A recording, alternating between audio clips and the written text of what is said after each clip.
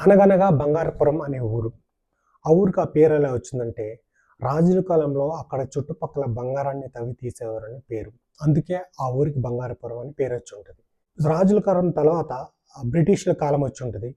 ఆ బ్రిటిష్‌లు ఆ బంగారాన్ని తవ్వి తీసే ప్లేస్ ఎక్కడుందని వెతుకుతానికి చాలా ట్రై చేసుంటారు. కానీ మన రాజులు తెలివిగా ఆ ప్రదేశం ఎక్కడుందో కూడా తెలియకుండా ఆనవాళ్ళు కూడా లేకుండా చేసుంటారు. స్వాతంత్రం వచ్చిన తర్వాత కూడా బ్రిటిష్ వాళ్ళు ఎండలు తక్కువగా ఉన్న కొన్ని రోజులు టూరిస్టులుగా వచ్చి ఆ ప్రదేశాన్ని వెతికే ప్రయత్నాలు చేస్తూనే ఉంటారు. కానీ ఇప్పటికీ ఆ ప్రదేశం ఎక్కడుందో ఎగ్జాక్ట్‌గా తెలుసుకోలేకపోతారు.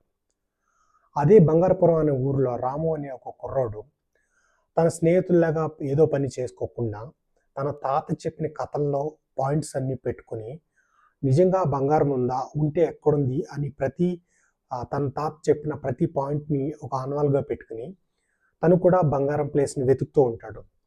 తనకు కొన్ని కొన్ని ప్లేస్‌ల్లో ఏదో ఒక ఆనవాళ్ళు తన తాత చెప్పిన గుర్తులు దొరుకుతాయి. కొన్ని చోట్ల ఏమి దొరకవు. కానీ వెతుకుతూనే ఉంటాడు. తను కూడా ప్లేస్‌లన్నీ మార్క్ చేసుకుంటూ వెతుకుతూనే ఉంటాడు. ప్రతిసారి వచ్చినట్టే బ్రిటిష్ వాళ్ళు ఈసారి కూడా వస్తారు. బ్రిటిష్ వాళ్ళతో రాము అంటాడు, "మీకు ఆ బంగారం ఎక్కడుందో నేను చూపిస్తాను. నాకేమిస్తారు?" అంటాడు. వాళ్ళందరూ షాక్ అయిపోయి, "మేము బంగారం వెతకడానికి వచ్చాము. మీకెవరు చెప్పారంటే" మా తాత చెప్పారు. మీరెందుకు వస్తున్నారో కూడా తెలుసు. ఈ ముసుగులో గుద్దులాట నా దగ్గర కాదు. సో, మీకు కావాల్సిన బంగారం అదెక్కడుందో నేను చెప్తాను. కానీ దాంట్లో నాకు ఎంత వాటిస్తారో చెప్తేనే కరెక్ట్‌గా హెల్ప్ చేస్తాను మీకు ఆ ప్లేస్‌ని వెతకడానికి అని చెప్తాడు. సరే మా అందరితో పాటు నీకు కూడా ఒక షేర్ ఇస్తామంటారు. సరే అని రాము ఆలోచించుకొని అందరూ వాళ్ళ వాళ్ళ సామాన్లు తెచ్చుకుంటారు.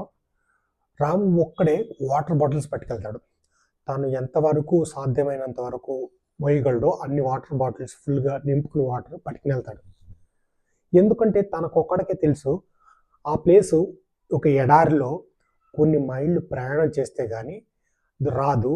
పైగా అక్కడికి వెహికల్స్ అంటే కారు గానీ, బళ్ళు గానీ వెళ్ళలేవు. కొంతవరకే వెళ్ళగలవు. తర్వాత పెట్రోల్ దొరకదు, వాటర్ దొరకదు, ఫుడ్ దొరకదని తెలుసు. అందుకే తెలివిగా వాటర్ పట్టుకునెళ్తాడు. సరే రాముతో పాటు వాళ్ళు ప్రయాణం చేస్తారు. కొన్న ఒక 2 రోజులు పగలు, రాత్రి వెళ్ళగానే ఆ ప్లేస్ ఎక్కడుందో వెతుకుతారు. చూస్తే ఆ రాజులు వెతికిన ప్లేసే కాకుండా రాజులు కూడా కొన్ని పెట్టెల్లో బంగారాన్ని అక్కడే పదిలంగా దాచేసుంటారు. అది రాము కూడా చూడటం ఫస్ట్ టైమే. అందరూ షాక్ అయ్యి చూస్తుంటారు. కానీ రాము మాత్రం తనకు ఆల్రెడీ తెలిసినట్టుగానే కావాలనే నటిస్తాడు. సరే మీ వాటా మీరు తీసుకొని నా వాటా నాకిచ్చేయండి అని చెప్పి అక్కడ పంచుకునేటప్పుడు చూపించడం వరకే నీ పని. సో వాటాలు మేమిచ్చినంత తీసుకొని వెళ్ళిపో అని గన్ చూపించి బ్రిటిష్ వాళ్ళు బెదిరిస్తారు మన రాముని. రాము సర్లే మీ పని తర్వాత చూసుకుంటానని చెప్పి నాకు సరే ఎంత ఇస్తారో ఇవ్వండి అని చెప్పి వాళ్ళు ఇచ్చిన కొంత బంగారం మాత్రమే తీసుకుంటాడు. మిగతాదంతా వాళ్ళ బ్యాగ్ నిండా నింపుకుంటారు. బ్రిటిష్ వాళ్ళు చేసిన తప్పు ఏంటంటే వాళ్ళు తెచ్చుకున్న ఫుడ్డు, వెహికల్స్, వాటరు అన్నీ అయిపోతాయని ముందర ఊహించుంటారు. ఎందుకంటే ఇంత ప్రయాణం చేయాల్సి వస్తుందని అనుకుని ఉండరు కాబట్టి.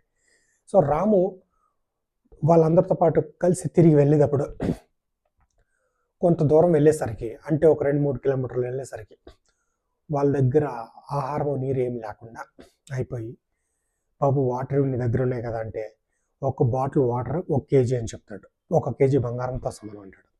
వాళ్ళందరూ షాక్ అయిపోయి, "ఏం నాటకాలు ఆడుతున్నావంటే కావాలితే తీసుకోండి లేకపోతే చచ్చిపోండి" అంటాడు రాము. అవకాశాన్ని కరెక్ట్‌గా వాడుకోవడం అంటే ఇదే.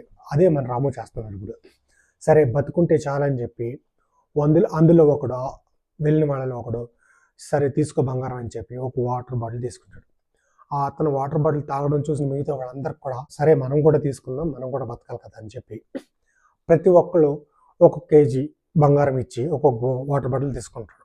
రాము తెలివిగా ఏం చేస్తారంటే కనిపించే 10 వాటర్ బాటిల్ బయట పెట్టుకుని మిగతా కనిపించకుండా ఇంకొక 10 లోపల దాచుకుని ఉంటాడు. తన సేఫ్టీ కోసం వీళ్ళు అటాక్ చేస్తే తనకు బతకడానికి కావాల్సి కాబట్టి. అలా ఇంకో కొంచెం దూరం వెళ్ళగానే మళ్ళీ ఎడారండగానే ఎండలో దాహం కామన్ కాబట్టి మళ్ళీ దాహం వేస్తుంది. మళ్ళీ అడుగుతారు, "ఇగో బాబు ఇంకొక కేజీ ఇస్తాం, ఇంకొక వాటర్ బాటిల్ కావాలంటారు." తను అప్పుడు ఏం చెప్తాడు, "నా దగ్గర ఉన్నది కేవలం ఇందాక మీకు ఆల్రెడీ సగం ఇచ్చేసాను, ఇంకా సగం 5 ఉన్నాయి. సో మీకు ఇప్పుడు 1 కేజీ బంగారం కాదు 10 కేజీల బంగారానికి ఒక వాటర్ బాటిల్" అంటాడు.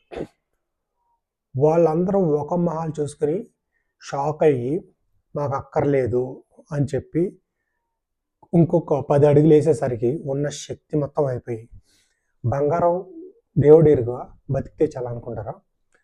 సరే తీసుకొని అందులో ఒకడు ముసలాడు అంటే కొంచెం ఏజ్ అయిపోయినాడు 10 కేజీలు బంగారం ఇచ్చేసి ఒక వాటర్ బాటిల్ తీసుకుంటాడు. మిగతా వాళ్ళందరూ అతన్ని చూసి సర్లే మనం కూడా బతుకుదాం ముందు, తర్వాత అక్కడికి వెళ్ళాక చూసుకుందాం అని చెప్పి వాళ్ళు కూడా ఇదిగో మేము కూడా 10 కేజీలు ఇస్తాము, ఒక వాటర్ బాటిల్ ఇవ్వండి అడుగుతారు. కానీ రాము తెలివిగా ఏం చేస్తాడు, ఆల్రెడీ ఒకటి ఇచ్చేస్తాను, ఇంకా 4 ఉన్నాయి, నేను బతకడానికి నాకు కావాలి అని చెప్పి తను ఒక వాటర్ బాటిల్ తాగేసి ఇంకా 3 ఉన్నాయి, మీరు నలుగురు ఉన్నారు, సో మీలో ఎవడైతే నాకు తన దగ్గర ఉన్న బంగారం మొత్తం ఇస్తారో వాడికి ఒక బాటిల్ ఇస్తానంటాడు. వాళ్ళందరూ ఇదేదో తేడాగా ఉంది, ఇటు కావాలని రాములు ఆడుతున్నారని రాము మీదకి ఫైట్ చేస్తాకు వస్తారు, గొడవ పడతారు. కానీ వాళ్ళ దగ్గర శక్తి ఉండదు. రాము లోకల్ బాయ్ తన దగ్గర ఉన్న శక్తితో గెంటేసి వాటర్ బాటిల్ కావాలంటే నాతో గొడవ పడద్దు, బంగారం ఇచ్చి తీసుకోండి, గొడవ పడితే మీకు ప్రయోజనం ఉండదు, వాటర్ మొత్తం వలకమేసేస్తానని చెప్తాడు. దీంతో వాళ్ళు భయపడి సరే ప్రాణాలు దక్కించుకుంటే చాలని నాకు కావాలని నలుగురిలో ముగ్గురు వాళ్ళ దగ్గర ఉన్న బంగారం అంతా ఇచ్చేసి 3 వాటర్ బాటిల్ తీసుకుంటాడు. మిగతా ఒక్కడు వాళ్ళ ఆ ముగ్గురితో దెబ్బలాడతాడు, ఎందుకంటే బతకడానికి వాటర్ కోసం. వాళ్ళలో ఒకడు కొంచెం ఇస్తాడు, అలాగే నోరు తడి చేసుకుని ఇంకో కొంచెం దూరం వెళ్ళేసరికి రాము దగ్గర ఆల్రెడీ ఇంకా 10 బాటిల్ ఉంటాయి, కానీ బయటికి చూపించడం. వాళ్ళు ఒక్కొక్కళ్ళు నీరసంతో పడిపోతారు. వాళ్ళ దగ్గర బంగారం అంతా రాము దగ్గరే ఉంటుంది ప్రజెంట్. రాము తను లాక్కుని వెళ్తూ ఉంటాడు. వాళ్ళు పడిపోతుంటే అప్పుడు రాము దగ్గర ఉన్న ఒక వాటర్ బాటిల్ తీసుకుని తను తాగుతాడు తన శక్తి మేరుగా. ఎందుకంటే తను అంతమాట వెళ్ళి వచ్చి ప్రాక్టీస్ చేస్తుంటాడు ఈ ఎడారిలో ఎలా తట్టుకోవాలని. సో కాబట్టి తనకి శక్తి ఉండడం వల్ల ఆ బంగారం తీసుకుని వాళ్ళు ఊరు వచ్చేస్తాడు. అలాగే ఓపిక లేకపోయినా ఎలాగో మెల్లిగా నడుస్తూ పాక్కుంటూ వాళ్ళు కూడా మెల్లిగా వస్తారు. వాళ్ళందరికీ అక్కడ కట్టేసి బుద్ధి చెప్పాలని. చూడండి, ఇదంతా మన రాజులు మన భూమి నుంచి తయారు చేసిన బంగారం అక్కడ దాసారు. ఈ బ్రిటిష్ వాళ్ళు అప్పుడు కొంచెం పట్టుకెళ్ళిపోయారు స్వాతంత్రం వచ్చినప్పుడు, ఇప్పుడు ఇది కూడా పట్టుకెళ్ళడానికి చూశారు. సో ఇది మనకు చెందింది, మన దేశం బంగారం అని చెప్పి వాళ్ళ ఊరు వాళ్ళందరికీ కొంచెం ఇచ్చి ప్రభుత్వానికి ఎంత ఇవ్వాలో అంత తీసేసుకుని మిగతాదంతా ఊరు వాళ్ళకి పనిచేసి రాము ఆ ఊరికే కాదు మన దేశానికి కూడా హీరో అవుతాడు.